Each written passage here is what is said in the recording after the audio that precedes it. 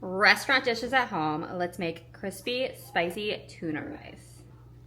That's fantastic. I buy my ahi tuna in the freezer aisle, vacuum sealed, and let it thaw overnight before mincing it. When I had Uncle Sung's spicy tuna rice, I loved the tempura batter he used with panko breadcrumbs, so that's what we're recreating today. For the batter, you'll want sparkling water. It gives it that light, crispy consistency. I prepped my rice the day before, froze it, and then cut it into squares.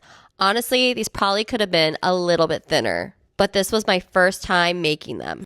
For frying, you'll want a neutral oil heated to 350 degrees. Fry the rice for about 2 minutes on each side until golden and crispy. I will have the full recipe typed out in the captions. Then comes the best part. Top each crispy rice square with avocado, spicy tuna, eel sauce, spicy mayo, and jalapenos. And seriously, that crispy rice with all those toppings is so good.